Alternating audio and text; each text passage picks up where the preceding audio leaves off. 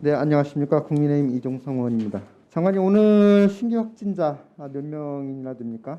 어제 그 자정으로 621명. 최근에 이제 연휴 동안 주춤하던 숫자가 이제 갑자기 이제 600명대로 늘어난 거예요. 이 곳곳에서 이제 집단 감염이 일어나서 재확산 조짐을 보이고 있는 거 아니냐라는 우려들도 있어요. 또 교묘하게 이제 대통령께서 사회적 거리두기 완화 발언을 엊그저께 했는데 바로 또 이제 확진자가 늘어났어요. 코로나19는 머지않아 종식될 것이다. 이게 누가 하신 말씀이죠?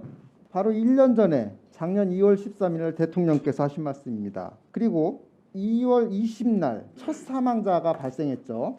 1년이 이제 다 돼가는데 아마 국민들이 다 기억하실 겁니다. 청와대에서 짜파구리 파티한 날 첫 사망자가 발생을 해서 그 이후로 오늘까지 1,538명 누적 사망자 발생했습니다. 이 3차 대유행도 터널의 끝이 보인다라는 대통령 발언 이후에 3차 대확산이 진행이 됐습니다. 이 시중에는 이제 대통령이 어떻게 발언만 하면은 더 확산이 되는 거 아니냐라는 말까지 나돌 정도로 이러고 있어요. 그래서 혹시라도 대통령께서 국민들에게 잘못된 시그널을 주고 계시는 거 아니냐라는 우려도 있습니다.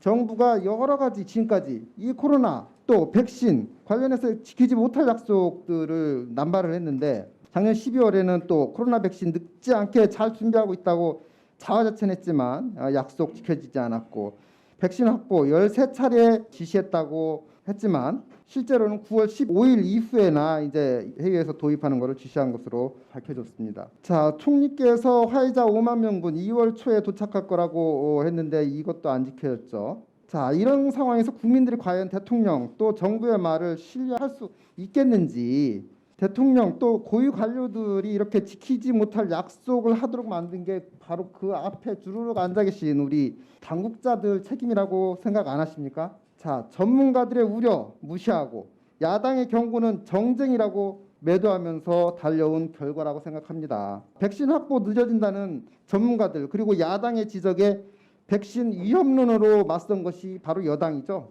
작년 12월 김태년 원내대표님 알레르기 반응, 안면 마비 등 각종 부작용이 보도되고 있다.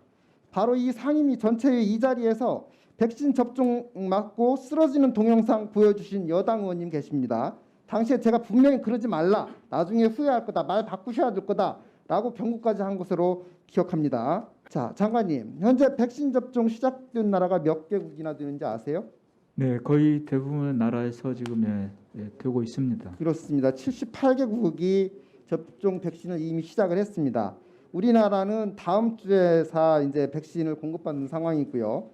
OECD 국가 중에서도 이제 꼴찌를 기록할 예정입니다. 자, 선진국들이 이렇게 개별 계약으로 백신 확보하고 있는데 우리나라는 아직도 코백스를 통해서 공급받는 것을 의존을 하고 있는 상태입니다. 여러 가지 좀 백신을 서두르고 조속히 도입을 했다면은 이런 상황이 발생하지 않았을 텐데 그렇지 않습니까? 늦었다는 거에 대해서 인정하시죠? 저희 조사가 아니라 다른 이제 그 권 있는 기관의 조사에 의하면 우리 국민들께서는 그 한국 정부의 방역 조치 대응에 대해서 잘 하고 계시다고 제 생각을 백신 하고 확보에 있고요. 대해서 말씀드리는 그러니까 거예요. 더 말씀드리겠습니다. 그래서 백신 문제도 저희가 그런 여러 나라에서 부작용이랄지 이런 게 있으니 네, 그걸 보면서 도입하자라고 했던 거고요. 그래서 어쨌든 결과적으로는 지금 늦었잖아요. 다른 나라들보다. 예, 근데 자, 그래서 크게 늦지는 뭐 않다고 보여지고 있습니다.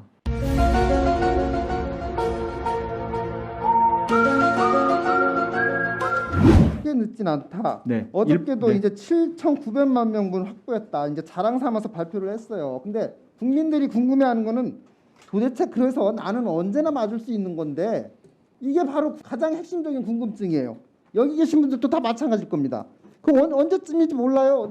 내 순서가 언제 될지 내년 9월 달이 될지 올해 9월 달이 될지 그건 조금 더 저희들이 잘 알려드리겠습니다. 네. 책임감을 가지고 더 노력을 하셔야 될 부분이라고 생각이 되고요. 자, 65세 이상 어르신들에 대해서 이제 우선 접종 보류했습니다. 근데 지금 요양시설, 요양병원 입소자 중에서 65세 이상 제외하면은 몇 명이나 되는지 아십니까? 12%예요, 12%.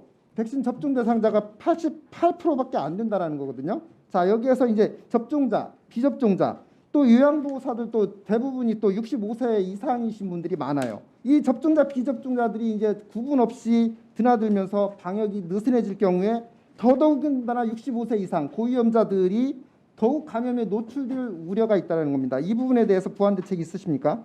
네, 아까 말씀드린 대로 그 3월 중에 그 파이자 물량이 들어옵니다. 그래서 네, 그 부분으로 저희들이 보완할 수 있을 걸로 생각이 되고요. 그쯤 가면 영국이나 미국에서 아스트라제네카의 그 경험에 따른 그 결과가 나오면 그에 따라서 접종을 할 수 있을 걸로 생각이 됩니다. 이번에 백신 접종 계획 발표하셨는데 이 장애인에서 굉장히 우려, 희망이 커요. 제가 누누이 장애인들이 감염병으로 취약하다는 것 말씀드렸고 우리 여당 의원님께서 내신 보도자료를 보면은 전체 코로나 사망자 중에 장애 인구율이 21%, 장애 인구 비율이 5%인데 불구하고 무려 4배 이상 장애인들이 사망률이 높다라는 거죠. 그리고 10만 명당 코로나 사망자 1명, 장애 인구는 무려 4.4명. 또 이 밖에도 호흡기 장애, 심장장애, 신장장애 이런 감염병 취약한 분들이 있고 또 발달장애인들이나 방역 개념이 인지하기 어려운 인지장애들 같은 경우에는 더더욱이나 감염이라는 부분에 대해서 신경을 쓸 수 없기 때문에 이 감염병에 취약하다고 내가 분명히 말씀드렸는데 이번에 접종 계획에서 하나도 가만히 고려가 안 돼 있다고 그랬어요. 제가 이런 얘기하니까 장애인들 65세 이상이면 2분기에 접종 가능한데 이거 없는데야? 라고 말씀하시는 분이 계셔요. 전 장관님도 그러셨고 이렇게 생각하시면 안 되죠. 65세 미만 장애인들은 언제 맞을 수 있는 겁니까? 네, 네, 의원님. 감염병 취약한 부분도 고려가 돼야 되는 거예요. 네, 네, 그렇습니다. 의원님 말씀 주신 대로요. 장애인 분들이 되게 그 고위험군에 속합니다. 그래서 저희가 그 질병청에 그 접종 순위에서도 그 실제로 시설에 계시거나 아니면 활동을 하신 보조를 받는 분이시거나 이런 분들에게 좀 우선적으로 접종할 수 있도록 그걸 저희들이 계속 건의를 하고 그걸 반영한 걸로 알고 있습니다.